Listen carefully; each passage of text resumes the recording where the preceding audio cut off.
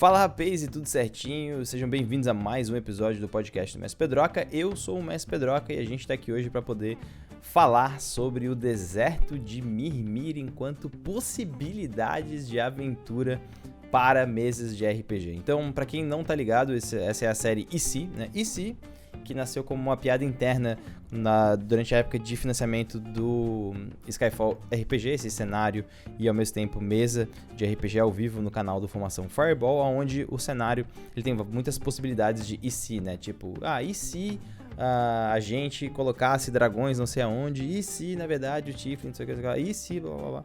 Então nessa brincadeira do e se nasceu essa ideia para esse podcast, que é realmente pensar possibilidades para aventura em uma mesa de RPG fantástico ou de outros cenários.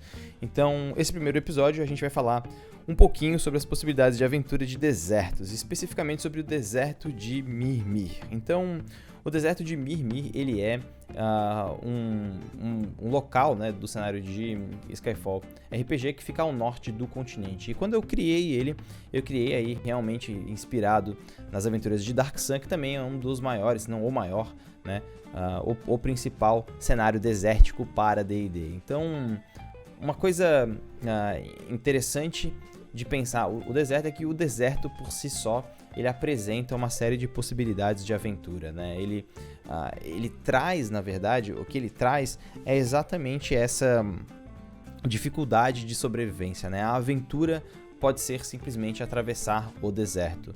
E por que isso acontece? Porque o deserto ele traz, a primeira coisa que ele traz é um conflito, né? Ele dificulta a sua sobrevivência. E como ele é um conflito, o que ele está propondo exatamente é maneiras de impulsionar a narrativa. Ele é exatamente uma forma, um local onde você pode problematizar e criar aí factualmente aventuras para os seus jogadores através de coisas bem simples, tá? Então, vamos pensar aí, vamos determinar o que são aventuras interessantes em um deserto. Eu vou fazer isso falando sobre o deserto de Mirmir. Então, vamos falar primeiro sobre quais são as possibilidades de aventura, né? Sementes de aventura em um deserto.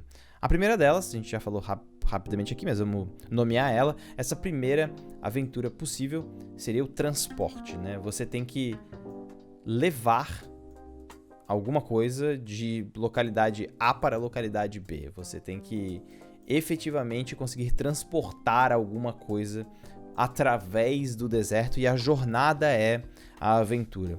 Algumas das problematizações que aparecem em deserto, isso aparece bastante, muito bem em Dark Sun, é, por exemplo, além do clima absurdo, assim, oponentes como, por exemplo, saqueadores e raiders, né? Criaturas que podem aparecer exatamente para poder roubar essas mercadorias que estão sendo transportadas. Isso é legal para poder aparecer, isso é interessante porque traz um pouco daquele clima de recursos escassos, né? Então, imagina que talvez o grupo seja atacado, mas o grupo de saqueadores não rouba, por exemplo, as joias valiosas, porque talvez eles nem sabem que aquilo é uma joia valiosa. Eles estão roubando, na verdade, a água dos jogadores, né, dos personagens. E a água talvez tenha mais valor do que aquelas gemas, porque sem as águas eles não conseguem sobreviver ou roubam as rações. Enfim, isso já traz uma possibilidade de aventura interessante. Quando me perguntam sobre Dark Sun e o que fazer em Dark Sun, eu falo, cara, a primeira coisa que você tem que pensar é água e comida.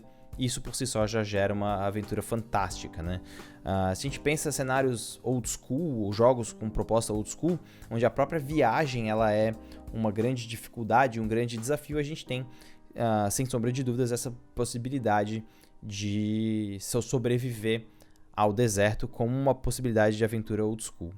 Mas vamos falar um pouco então dessas coisas de oponentes, né? Já que a gente tocou um pouco nessa questão dos oponentes, desses raiders, desses saqueadores, uma outra possibilidade que a gente tem de aventura, e isso aparece bastante no deserto de Mirmir, é a questão da história enterrada, né? O deserto de Mirmir, né, conta-se a história que o titã Varpinier fazia rituais sombrios em ilhas próximas, né? Até que um desses rituais acabou por fazer com que a garoa, que é essa chuva mágica, tomasse o local por completo. Os vampiros que viviam junto com o Varpinier fugiram da chuva mágica e da fúria de sede e sangue do seu pai criador. E aí Mimir, né, a ideia é que Mimir era um explorador dessa região, né, ele era um humano da tribo Embo, e que ele foi a pessoa que fez os primeiros acordos com esses vampiros que fugiram de Varpinier e fundaram as primeiras cidades no deserto, né, de tribos de vampiros e tribos Embo que foram para essa localidade. E qual que é a parada interessante? Que nesse deserto, chamado o deserto de Mimir, houve um grande trato, né, de que o Mimir fez um trato com os refugiados, que enquanto o Mimir estivesse ausente, a cidade que eles fundassem seria a protetora do deserto. E os vampiros aceitaram e migraram para o oeste, encontrando ruínas de uma cidade ancestral, e foi lá que eles fundaram Cravóquia e continuaram a desenvolver a arte e a alquimia, né? Isso é uma coisa interessante de pensar, porque se a gente pensar também nessa questão de background, né, por exemplo, a gente pensar essa questão de background de sei lá, desertos africanos no nosso mundo, né, ou até próximos do Egito, por exemplo, a gente consegue ver um pouco dessa questão da civilização que acaba se colocando uma em cima da outra, né? Essa é uma coisa muito interessante e fundamental para o deserto. As camadas de areia do deserto acabam por esconder uma história muito mais complexa. No deserto de Mimir, eu quis colocar isso de duas formas. A primeira delas, falando que os vampiros encontraram uma cidade em ruínas, e foi lá que eles fundaram Cravóquia. E depois, falar da importância da cidade para o próprio deserto, né? A cidade de Cravóquia enquanto cidade importante para o deserto de Mimir. Então, quando você for mestrar uma aventura no deserto, talvez coloque aí alguns elementos que estão soterrados, que são encontrados numa tempestade de areia ou coisas parecidas. Isso vai trazer para os jogadores um senso de surpresa e, ao mesmo tempo, talvez, um pouco daquele desespero que tinha, né, da febre do deserto, em que as pessoas saíam para poder buscar escavações antigas no deserto, né? Muitas aventuras pulp tem isso, né, de desbravar túmulos, ruínas, escavações locais, né, centros de tipo escavação, né, tipo excavation sites, que possam ter tesouros e mistérios e coisas parecidas. Então essa também é uma outra semente de aventura interessante. E por fim, uma última semente de aventura de deserto que eu quero colocar para vocês é a ideia do deserto enquanto magia. Uma coisa que fica muito clara e muito legal em Dark Sun é que o deserto ele é resultado de um grande problema mágico que existiu em Dark Sun, né? O mundo ele secou, a magia secou o mundo e transformou nesse deserto árido que é o planeta de Atas. Então, o deserto de Atas ele tem um pouco desses resquícios mágicos que aparecem. Existiu algum tipo de abuso mágico, e esse abuso mágico transformou o mundo em um grande deserto. Recomendo aí que vocês pensem no deserto enquanto essa possibilidade, né, enquanto esse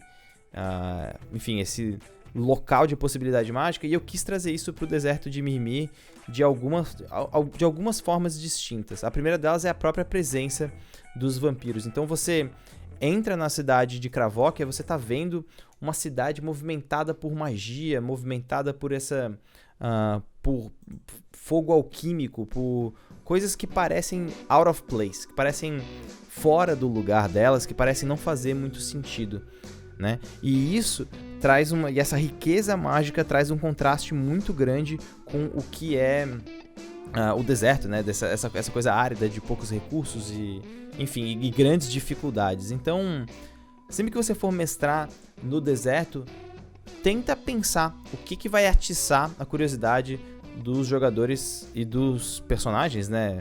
Essencialmente, para que eles possam se desenvolver nesse local. Beleza?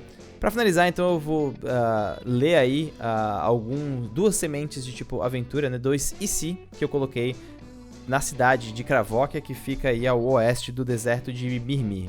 Então, a primeira delas diz que é uma fala de um personagem. Eu tentei manter essa estrutura de que os rumores no livro de Skyfall são falas de personagem, e a primeira delas diz exatamente o seguinte: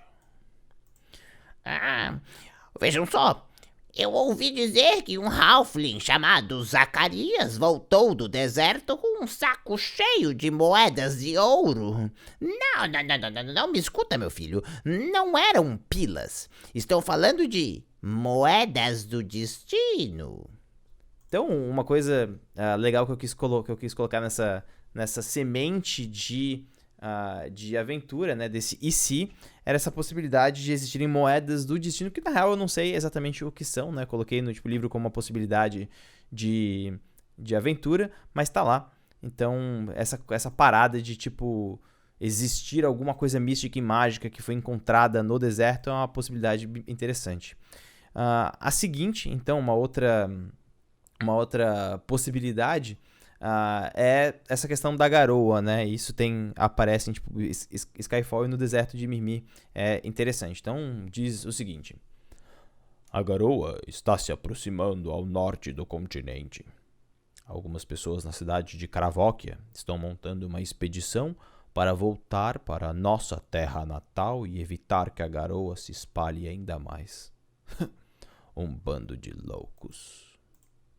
Então, né, essa é uma possibilidade de semente de aventura, né, um e se, né? E se montassem aí uma frota para poder atravessar a garoa saindo do deserto e talvez pegando um barco antigo que foi descoberto ao norte do deserto. Então, assim, essas possibilidades todas levam para algumas sementes de aventura interessante.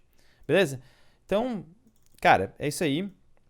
Espero que você tenha curtido esse podcast. Se você está ouvindo isso no iTunes, se você está ouvindo isso no Podbean, sei lá, onde você estiver escutando isso, dá like, compartilha. No YouTube, saiba que existe um podcast no Anchor, em outros agregadores. A gente grava esse podcast ao vivo em twitch.tv/mespedroca toda segunda e quarta-feira. A gente grava aí alguns episódios e é isso aí, né? Todas as redes sociais é /mespedroca. E agora uma notícia interessante aí para todo mundo que tá, inclusive, ao vivo. Teremos a volta de Mares de Sal e Sangue no dia 11 de setembro, é uma quarta-feira. A gente vai voltar, eu, o Roxo, a Jo, o Ishiro e uma convidada especial. Na verdade, assim, a agenda do Azecos ainda não permite que ele jogue. Ele talvez jogue, mas por enquanto faremos apenas nós. E 11 de setembro, então, no YouTube do Formação, teremos a segunda temporada de Mares de Sal e Sangue. Se você não assistiu a primeira ainda, a primeira temporada tá no canal do Azecos, tá? Mares de Sal e Sangue é uma mesa sobre revolução no mundo de Dark Sun e é também onde a gente vai apresentar pela primeira vez a mecânica de administração de guildas e de Hansas e de Strongholds que eu criei para Skyfall e que eu vou aperfeiçoar quando ele for para a Tormenta 20, beleza? Então é isso aí, dia 11 de setembro, quarta-feira, é muito nóis, é very much free e até a próxima.